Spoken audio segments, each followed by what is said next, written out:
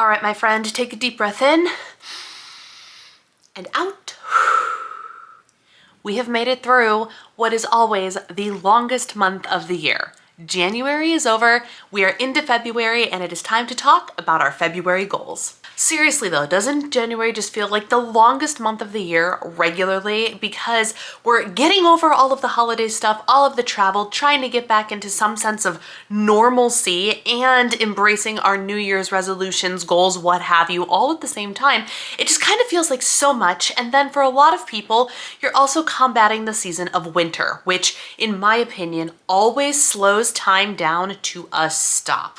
So we've gotten past January. We've gotten through the hardest part. In years past, I've actually said that my year doesn't actually start until February. And while this year, 2024, I've actually felt very good about my month of January, this is kind of where we hit the ground and actually start running, right? We've made it through the first year. We've made it through what is supposed to be like the brunt of winter, and we're slowly making our way towards the sunshine, the warmth, and all of the things. So we're going to talk about how January went for me, what I plan on doing for the month of February, and I am so excited about everything that is coming. Before we dive in, this is just my reminder that I am using the Cultivate What Matters Power Sheets Planner as my goal setting planner for the year, and there goes the sunshine.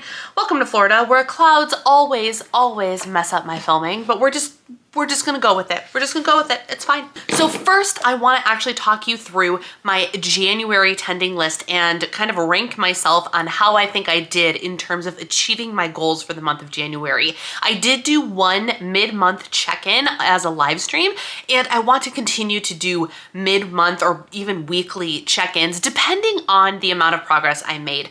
I made some great progress in that first check-in, and then the following week, all I really had to update was I read another book, y'all. Like, and there was nothing exciting, nothing worth talking for 20 minutes about, so I skipped that week. So sporadically throughout the year, expect a random Friday live stream to be like, hey, this is how I'm doing with my goals, because I think that accountability and checking in is important. So let's take a look. If you want the full reminder of what my January goals were, go ahead and watch this video right here. It will give you the full rundown of everything for January 2024. We're gonna do a quick recap here.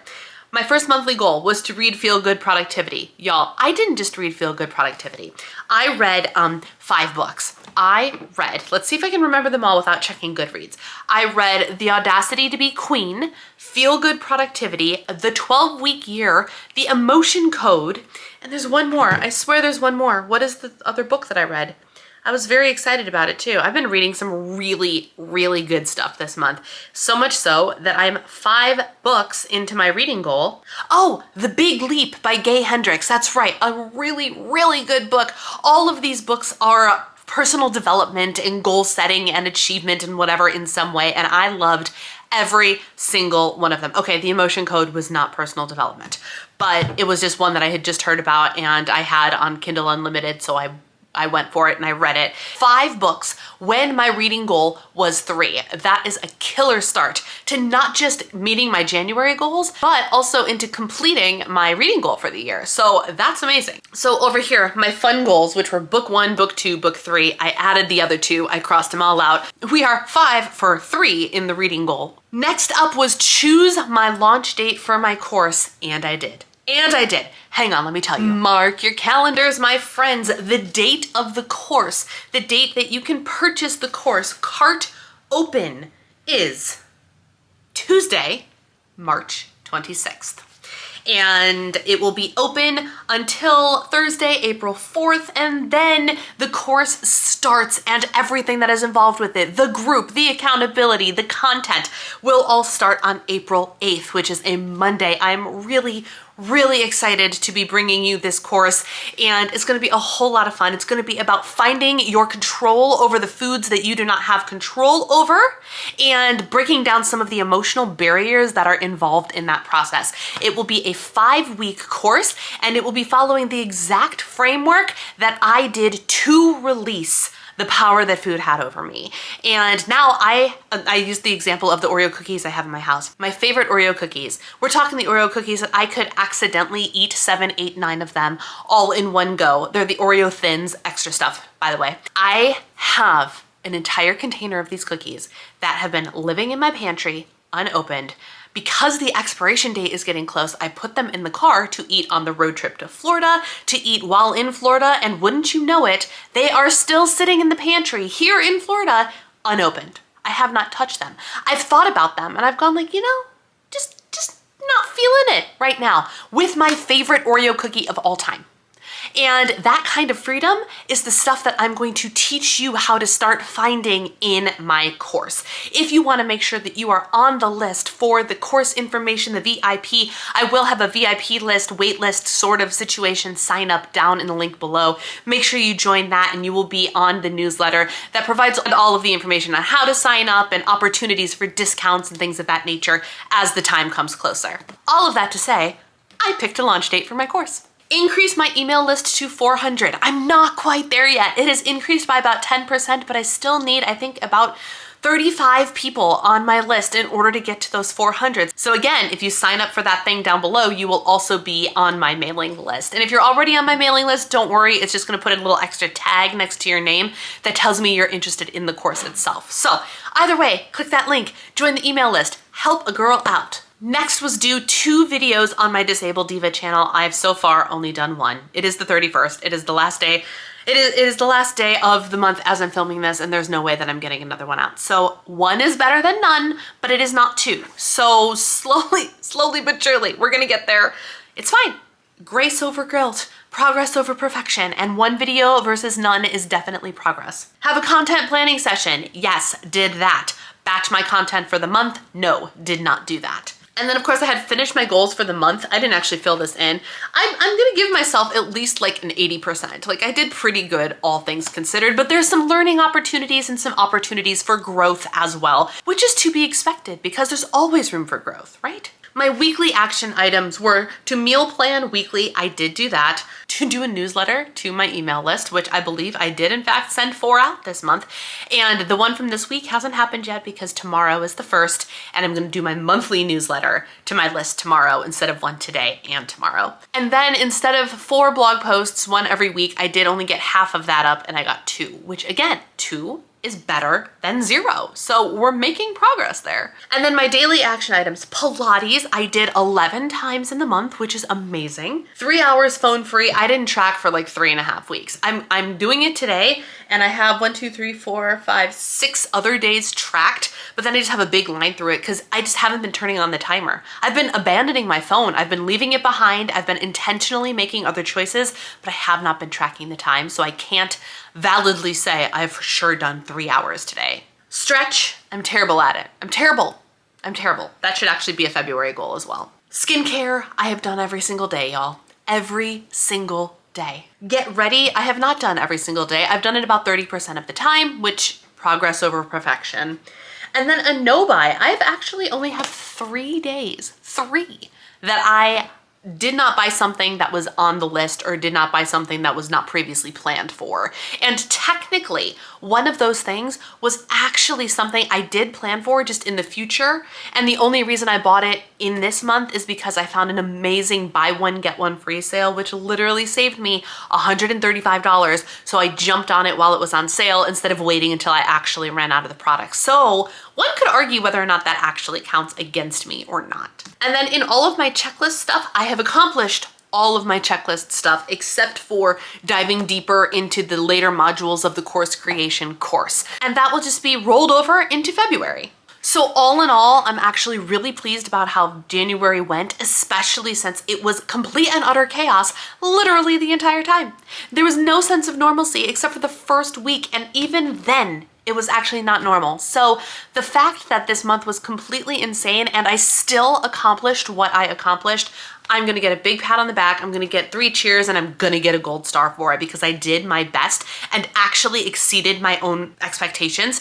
Even though it was not perfect by any stretch, I still exceeded my expectations because January is usually a wash month for me. So great job, Brianna. Moving on. February, we've got a attending list, we've got checklists. I'm so excited and kind of nervous about the stuff I have to accomplish this month because it's again going to be chaos. We are going to be going home in the middle of the month and getting back in the swing of things in life in Minnesota. So there's going to be travel and there's family stuff and there's all sorts of madness. So this is what the intentions are and the goals are for February. Monthly action items. Get my goals for Lent figured out. Get the things that I'm giving up for Lent figured out. Get all of that solidified, my Bible study, etc. I already picked my Bible study. I ordered it this morning and I'm very excited about it. And I know for sure we're going hardcore on the phone limitations. We are deleting social media for the most part from my phone, with the exception being Instagram, because there's no good way to post on Instagram and I have to be able to engage with Instagram on a regular basis. So I have some stuff that's remaining, but I deleted TikTok and I deleted Facebook from my phone because I don't need them there anymore. More on that in a different video. I put 2 videos for Disabled Diva back on my list for this month because I'm once again going to try and get that done. Home reset post Florida. One of the hardest parts of getting home after a long time away is getting my home back in order, making sure everything's clean, all the laundry's done, everything is back in order.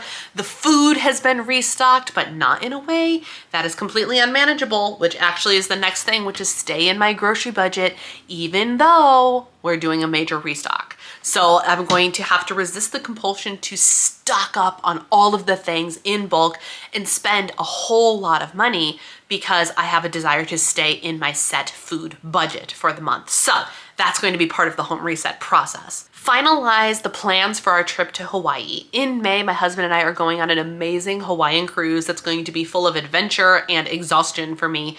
And one of the things we have to do is finalize all of the excursions and things that we want to go on. Once that's done, we can stop worrying about it. My husband's like, we gotta make a decision. We gotta make a decision. I don't want to freaking make decisions anymore. So I have to make the decisions so I don't have to worry about it anymore. And then in conjunction with that, I also have to make a list of all of the things we need to acquire or do or get or find before we go to Hawaii. And isn't it funny how when you plan big trips, like you also end up having to plan to like acquire all of this stuff you didn't have for said trip? It's crazy. And so that's how you end up with like all these random travel bags and new suitcases and water shoes that you only use once every 2 years. All of those things are things that I have to like write down in an organized list so we can proactively get these things so we're not hustling at the last minute to make sure we have everything we need for the trip. And then I also put down read 3 books because just because I'm ahead, it doesn't mean I should slack and lose the momentum I have in my reading because I've really been enjoying reading every single morning. And then I have one little bonus one written right here at the bottom with little question marks next to it. And it says, buy a treadmill, question mark. I think, thanks to this Hawaii trip, I have finally got my husband convinced that I need something that resembles a walking pad. And he was like, you know, you don't need a walking pad because if we're going to get something, we're going to get a good one. You can't have something that doesn't have handles and bars and balance. So let's get a treadmill. But it's this Hawaii trip that is making him go, we need to get this girl a treadmill. And here's why. I literally have to train for this freaking trip. I have to train for it because we're doing all of the long excursions and the exploratory excursions, and your disabled girl over here is already tired just thinking about it. So I need to level up my walking game.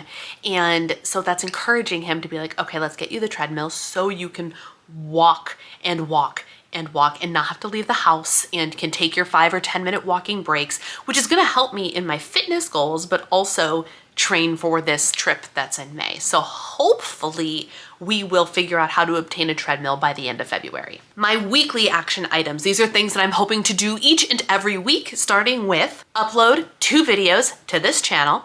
I wrote down 70,000 steps in a week. I have a goal to up my step count. Yes, I'm not tracking, I'm not dieting, I'm not doing any of that. Why the step goal? Again, I'm literally training for this trip and I need to get my stamina up there. So I'm bumping back up to the 10,000 step goal on average, which is 70,000 steps a week, which is why it's a weekly goal. Don't worry, there's a 10,000 step daily goal in there as well. Send out an email newsletter and write a blog post are my other 2 weekly action items. And then my daily action items, I put Pilates back on there because I've been loving being able to check off a box every day that I do a Pilates workout. So we're just gonna keep that trend going. 10,000 steps every single day. Have a work day on work days. So like have intentional work hours and stick to them. Cultivate delight. So I need to find something to take delight in every single day and acknowledge it as a thing that I am delighting in. And let me tell you, I'll tell you in a vlog, but my coffee has been something I've been delighting in big time for the last couple days. And then I actually have crossed off in the first half of the month right here,